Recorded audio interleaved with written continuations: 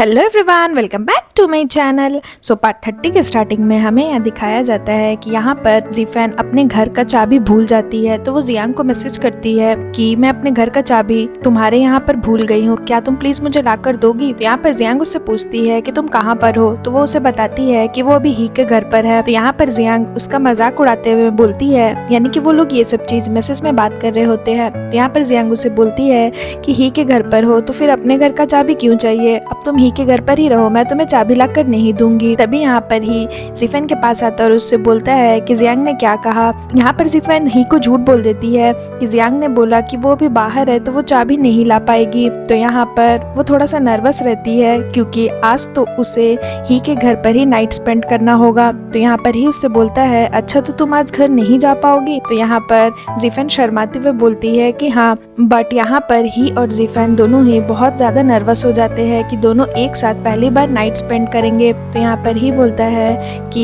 यहाँ पर तो एक ही बेडरूम है, एक काम करता हूँ मैं सोफे पर सो जाऊंगा, तुम मेरे बेड पर सो जाना। तो यहाँ पर जीफेन बोलती है कि नहीं नहीं, मुझे अच्छा नहीं लगेगा कि आप ऐसे सोफे पर सोओगे और आपको अनकंफर्टेबल भी फील होगा। उसके बाद हमें यह दिखाया जाता है कि जीफेन शावर लेती है और अपना हेयर ड्राई कर रही होती है। तभी ही उसे देखता रहता है क्योंकि वो उसे और भी ज्यादा ब्यूटीफुल लगती है। तो यहाँ पर जीफेन उसे बोलती है कि आप क्या देख रहे हो। तो यहाँ पर ही उसे बोलता है कि कुछ नहीं, मैं बस तुम्हें देख रहा हूँ। उसके बाद यहाँ पर जीफेन अपना हेयर ड्राई करने लगती है। उसके बाद वो उसके पास आता है और उसे हक करता है पीछे से। तो यहाँ पर जीफेन उसे बोलती है कि ही हट जाओ, मुझे अपना हेयर ड्राई करने दो, अगर आप ऐसे ही करोगे तो मैं अपना हेयर ड्राई कैसे करूंगी। तो यहाँ पर ही उसे बोलता है कि लाओ मैं तुम्हारा हेयर ड्राई कर देता हूँ। ये बोलकर ही उसका हेयर ड्राई करने लगता है और फिर दोनों एक दूसरे के करीब आते हैं। उसके बाद यहाँ पर ही उसे किस करता है और उसके बाद फिर दोनों एक दूसरे को किस करते हैं। उसके बाद दोनों फाइनली एक साथ नाइट स्पेंड करते हैं और फिर जैसे ही सुबह होता है ही जीफेन को हक करता है और फिर वो शावर लेने के लिए चला जाता है। उसके बाद यहाँ पर जियांग जीफेन को चढ़ाते हुए मैसेज करती है कि बोलो बोलो, क्या अब मैं चाबी लाकर तुम्हें दे दूं। तो यहाँ पर जीफेन उसे बोलती है कि नहीं, अब इसकी कोई जरूरत नहीं, और ये बोल के वो हंसने लगता। उसके बाद हमें नेक्स्ट सीन में दिखाया जाता है कि यहाँ पर जीफेन और ही अपने घर के लिए शॉपिंग करते हैं क्योंकि यहाँ पर जीफेन तो अब उसके घर बार बार आती ही रहेगी, तो इसलिए जीफेन के लिए शॉपिंग करता है। यहाँ पर जीफेन अपने लिए शैम्पू लेती है, फिर अपने लिए नाइट सूट्स वगैरह लेती है क्योंकि ही के घर पर तो जीफेन के लिए नाइट सूट था ही नहीं, तो इसलिए वो नाइट सूट भी लेती है और ही को दिखाती है कि देखिए ये नाइट सूट कितना क्यूट लग रहा है। उसके बाद दोनों जैसे ही शॉपिंग करके जाते हैं तभी जीफेन के मॉम डैड वापस आ जाते हैं। अगर आप लोगों ने पिछला एपिसोड देखा होगा तो आपको पता होगा कि जीफेन के मॉम डैड अपने फ्रेंड्स के फार्म हाउस पर गए थे 2 दिन के लिए। तो यहाँ पर जीफेन के मॉम डैड पूछते हैं कि अरे तुम लोग शॉपिंग पर गए थे क्या,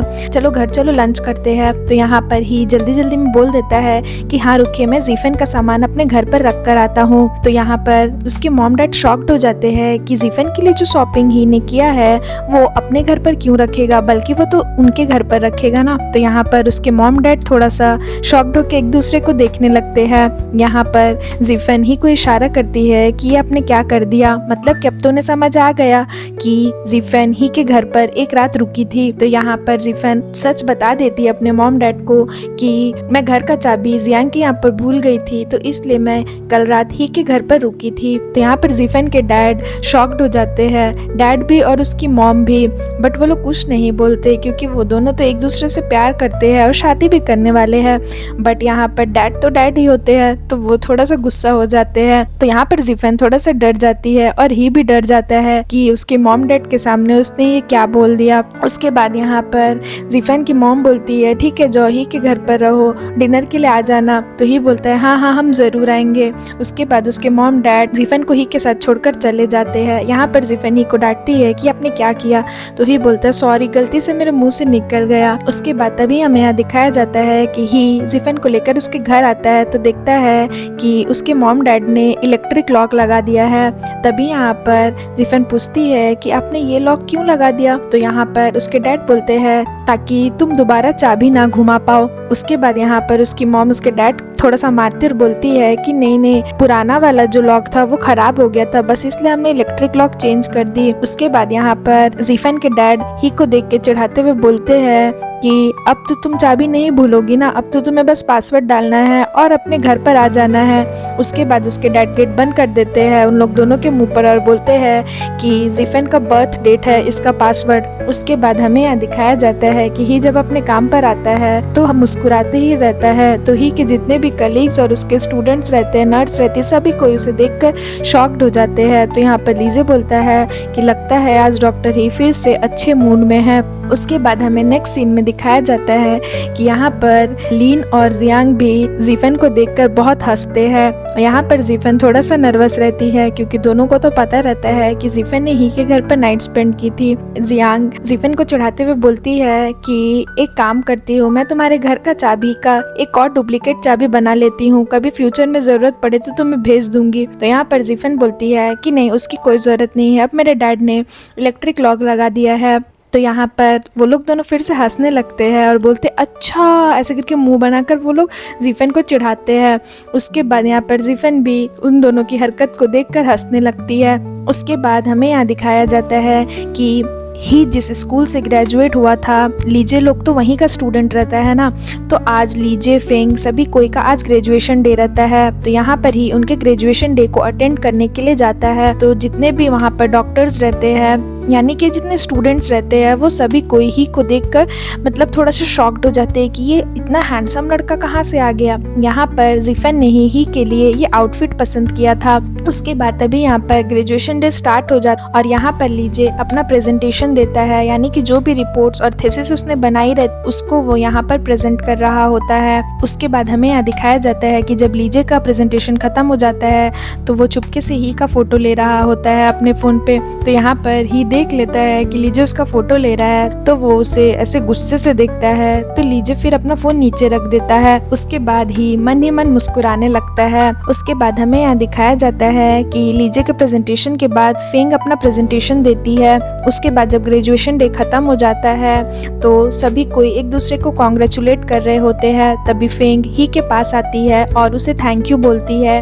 थैंक यू, आपकी वजह से मैं आज यहाँ तक पहुँची और आपने जो कुछ भी मेरे लिए किया उसके लिए बहुत सारा थैंक यू। तो यहाँ पर ही उसे बोलता है कि थैंक यू बोलने की कोई ज़रूरत नहीं, तो मैं तो यही विश करूँगा कि तुम बहुत अच्छी डॉक्टर बनो फ्यूचर में। फेंग उसे बताती है कि अब वो इस सिटी को छोड़कर दूसरे सिटी जा रही है नेक्स्ट वीक से। वैसे तो फेंग ही को लाइक करती है तो वो थोड़ा सैड भी रहती है। उसके बाद यहाँ पर ही उसे मोटिवेट करता और बोलता है कि मुझे पता है कि तुम एक बहुत अच्छी डॉक्टर बनोगी, मैं विश करूँगा कि तुम अपने करियर में बहुत ज़्यादा सक्सेसफुल हो। तो यहाँ पर फेंग उसे थैंक यू बोलती है और यहाँ पर लीजे फेंग की बात सुन लेता है कि वो नेक्स्ट वीक दूसरे सिटी मूव करने वाली है। उसके बाद फेंग ही को थैंक यू बोलकर वहाँ से चली जाती है, बट लीजे मन ही मन बहुत सैड हो जाता है कि अब वो फेंग को नहीं देख पाएगा। यहाँ पर ही समझ जाता है कि लीजे सैड है क्योंकि लीजे फेंग को लाइक करता है, इसलिए वो नहीं चाहता कि फेंग उसे छोड़ कर जाए। उसके बाद यहाँ पर ही लीजे को इशारे से बोलता है कि जाओ और जाकर के अपने मन की बात फेंग को बताओ। उसके बाद यहाँ पर लीजे फेंग के पास जाता है अपने मन की बात बताने के लिए। तभी यहाँ पर वो फेंग को चिल्लाते हुए रोकता है। तो यहाँ पर फेंग उसे बोलती है कि लीजे बोलो क्या हुआ। तो यहाँ पर लीजे उसे बोलता है कि पहले तो वो बहुत नर्वस होता है कन्फेस करने में। उसके बाद वो बोलता है कि तुमने मुझे बोला था कि तुम आज मेरे साथ डिनर करोगी। तो यहाँ पर फेंग उसे बोलती है कि हाँ वो तो शाम को करेंगे ना, अभी तुम्हें कुछ काम है मुझसे। तो यहाँ पर लीजे बोलता है कि हाँ एक्चुअली मुझे तुमसे कुछ कहना है। फिर वो बहुत ज़्यादा घबराता है, फिर रुकता है और फाइनली वो बोल देता है कि फेंग क्या तुम्हें पता नहीं कि मैं तुम्हें लाइक करता हूँ। तो यहाँ पर फेंग थोड़ा सा शॉक्ड हो जाती है और वो थोड़ा सा सैड भी रहती है। उसके बाद फेंग भी थोड़ी देर सोचने लगती है और फिर वो हंसते हुए बोलती है कि लीजे मुझे माफ़ कर देना। और जैसे ही वो अपनी बात आगे बोलने जाती है लीजे उसे रोक देता और बोलता है कि हम लोग अच्छे फ्रेंड्स तो रहेंगे ना। तो यहाँ पर फेंग बोलती है कि हाँ हाँ हम लोग तो फ्रेंड्स है ही। यहाँ पर लीजे समझ जाता है कि उसने उसका कन्फेशन को ठुकरा दिया है, इसलिए वो आगे फेंग की कुछ बात ही नहीं सुनना चाहता और वो बोलता है कि ठीक है चलो मैं चलता हूँ, अच्छे से पढ़ाई करना। और ये बोल करके लीजे वहाँ से चला जाता है। यहाँ पर वो चला तो जाता है बट अंदर ही अंदर वो बहुत सैड हो जाता है। उसके बाद हमें नेक्स्ट सीन में दिखाया जाता है कि उसी स्कूल का जो प्रिंसिपल रहता है वो ही और उसके ग्रैंडपा के पास आकर के बोलता है कि क्या तुम हमारे स्कूल में टीसीएम के टीचर बनोगे? हमारे स्टूडेंट्स चाहते हैं कि तुम उन्हें पढ़ाओ